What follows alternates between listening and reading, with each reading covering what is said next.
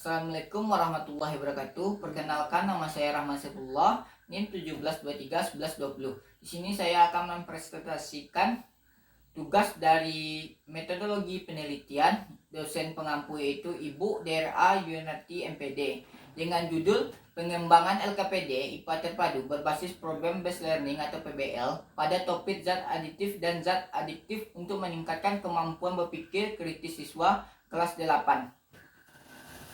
Latar belakang pendidikan. Pendidikan ialah proses pembelajaran untuk dapat mengerti, paham, dan membuat manusia lebih kritis dalam berpikir.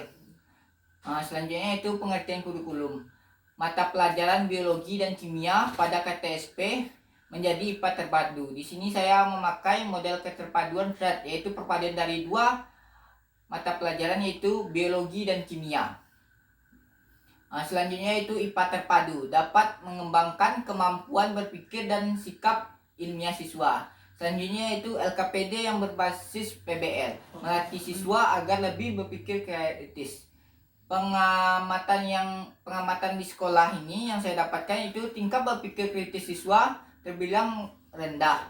Solusinya yaitu dikembangkan LKPD IPA terpadu berbasis Problem Based Learning untuk meningkatkan berpikir kritis siswa. Selanjutnya itu identifikasi masalah. Bahan ajar yang ada di sekolah belum berupa bahan ajar IPA terpadu dan belum dapat mengarah pada peserta didik untuk berpikir kritis. Selanjutnya itu batas masalah. Batas masalah penelitian di sini dibatasi oleh materi kelas 8 pada KD 3.6 dan 4.6. Selanjutnya itu LKPD IPA terpadu dalam bentuk Problem Based Learning. Selanjutnya itu pengembangan dilakukan dibatasi sampai validitas dan praktikalitas. Selanjutnya itu rumusan masalah. Bagaimana tingkat validitas dan praktikalitas dari LKPD IPA terpadu berbasis Problem Based Learning atau PBL pada topik zat aditif dan zat adiktif untuk meningkatkan kemampuan berpikir kritis kelas 8 SMP. Tujuan dari penelitian ini yang saya harapkan menghasilkan LKPD IPA terpadu berbasis Problem Based Learning pada topik zat aditif dan zat adiktif untuk meningkatkan kemampuan berpikir kritis siswa kelas 8 SMP serta menyelidiki validitas dan praktikalitas dari LKPD IPA terpadu berbasis Problem Based Learning pada zat adiktif dan adiktif untuk meningkatkan kemampuan berpikir kritis siswa kelas 8. Manfaat bagi peneliti. Manfaat dari penelitian ini bagi saya yaitu pengalaman penelitian dan modal awal mengembangkan diri dalam bidang penelitian. Bagi guru yaitu sebagai bahan ajar yang dapat digunakan dalam pembelajaran IPA terpadu di SMP. Selanjutnya itu bagi siswa sebagai sumber ajar. Tinjauan pustaka IPA terpadu, lembaran kerja peserta didik atau LKPD, modal pembelajaran Problem Based Learning, LKPD berbasis Problem Based Learning, kemampuan berpikir kritis, validitas dan praktikalitas. Di sini saya menerapkan tipe terpadu SEART, yaitu bentuk perpaduan pembelajaran akibat adanya ide atau konsep dari dua mata pelajaran yang saling tumpang tindih. Konsep yang saling berhubungan dipayungi dalam satu tema. Di sini saya ambil dua mata pelajarannya yaitu biologi dan kimia. Temanya yaitu gulali. Di kimia yaitu pewarna buatan, struktur kimia pada pewarna buatan, jenis pewarna sintesis, keunggulan pewarna sintesis. Di biologinya yaitu pewarna alami, keuntungan pewarna alami, keunggulan pewarna alami. Inilah contoh yang saya buat dari model terpadu SEART. Penelitian yang relevan. Menurut Naila Saidah DKK 2014, mengembangkan LKS IPA terpadu berbasis Problem Based Learning melalui Listen Study tema ekosistem dan pelestarian lingkungan. Dan menurut Elva Oprasmani 2016, pengembangan lembaran kegiatan siswa IPA terpadu berorientasi modal pembelajaran berbasis masalah untuk SMP kelas 7 semester 1. kerangka berpikir. Kurikulum 2013 yaitu kurikulum 2013 pada jenjang SMP menerapkan pembelajaran IPA terpadu. Selanjutnya pembelajaran di sekolah saat ini belum menggunakan LKPD yang terpadu dan kurangnya melatih kemampuan berpikir tingkat kritis peserta didik. Selain itu gambar dan sajian yang terdapat pada LKPD digunakan belum menarik perhatian siswa. Solusinya di sini yaitu perlunya dikembangkan LKPD IPA terpadu yang menarik dan dapat memfasilitasi peserta didik untuk mengembangkan kemampuan berpikir kritis peserta didik. Dikembangkannya LKPD IPA terpadu ini berbasis problem listening digunakan model pengembangan 4D yaitu defense, design, dan develop. Dilakukannya yaitu uji validitas dan uji praktikalitas. Dihasilkannya lah LKPD yang terpadu berbasis problem based learning yang valid dan praktis. Jenis penelitian.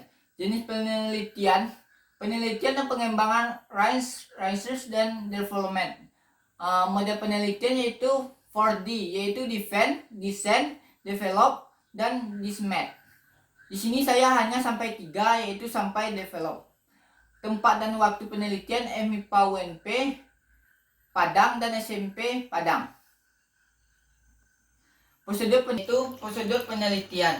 Prosedur penelitian ini terbagi menjadi 5 yaitu analisis ujung depan, analisis siswa, analisis tugas, analisis konsep, dan analisis tujuan pembelajaran.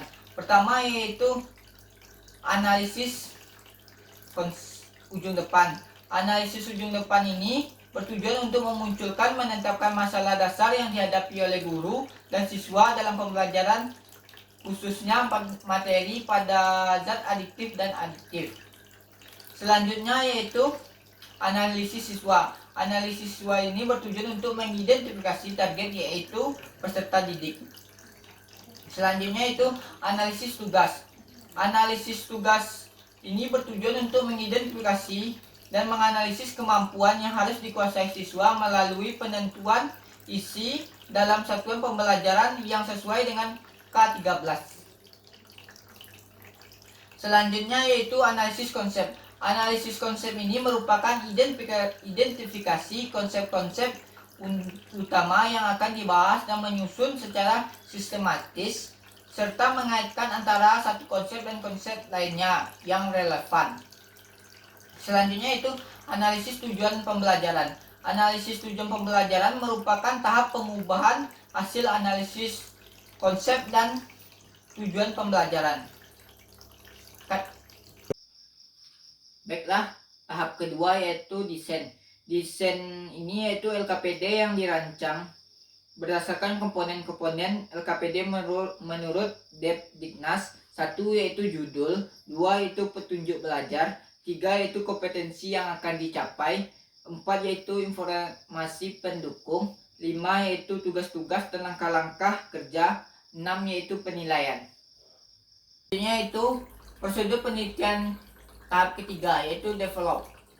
Yang pertama yaitu uji validitas, revisi, dan selanjutnya itu uji praktikalitas. Di sini 3 tahap ini saya buatkan rangkaiannya, yaitu pertama defend analisis ujung depan. Selanjutnya itu analisis siswa. Analisis siswa ini terbagi menjadi 2 yaitu analisis tugas dan analisis konsep. Dari analisis tugas dan konsep ini akan didapatkan yaitu bertujuan untuk pembelajaran. Selanjutnya itu desain ini yaitu pemilihan media, pemilihan format, perancangan awal. Selanjutnya ke tahap ketiga yaitu develop, yaitu validitas oleh tenaga ahli, lalu direvisi dan lalu hasilnya itu valid, lalu akan dilanjutkan dengan praktikalitas pada siswa IPA kelas 8 SMP. Selanjutnya akan analisis uji coba, akan dihasilkan LKPD IPA terpadu berbasis problem based learning, topik zat adiktif dan adaptif, meningkatkan berpikir kritis siswa kelas 8 SMP yang valid dan praktis. Itu jenis data. Jenis data langsung yaitu diperoleh secara langsung dari dosen, guru, dan siswa. yang diambil melalui lembar validitas dan lembar praktikalitas. Instrumen penelitian. Yang pertama itu lembar observasi yang akan didapatkan data awal sebelum membuat LKPD. Selanjutnya itu lembar validasi. Validasi ini konstruksi bahan dan kegrafisan LKPD. Selanjutnya itu lembar praktikalitas, angket respon peserta didik dan respon pendidik. Teknik analisis data, uji validitas isi dan validitas konstruksi akan memberi skor dan kita akan mengolah skor dan menentukan validitas dan dengan rumus menurut Purwoto. Teknik analisis data, pemberian analisis validitas dengan cara nilai validitas sama dengan jumlah skor yang diperoleh dibagi dengan jumlah skor tertinggi dikali 100%. Memberikan penilaian validitas dengan kriteria 90-100% itu sangat valid, 80-89% itu valid, 65-75% cukup valid, 55-64% kurang valid, kecil dari 55% sangat tidak valid. Selanjutnya yaitu teknik analisis kepraktisan. Nilai praktikalitas sama dengan skor rata-rata dibagi skor maksimum dikali 100. Hasil presentasi yang akan diperoleh kemudian dikelompokkan sesuai kriteria berikut. 90-100% sangat praktis, 80-89% praktis, 65-79% cukup praktis, 55-64 kurang praktis, kecil dari 55 sangat tidak praktis. Sekianlah, itulah hasil dari presentasi saya. Lebih dan kurang saya mohon maaf. Semoga bermanfaat bagi Anda semua. Saya akhiri. Assalamualaikum warahmatullahi wabarakatuh.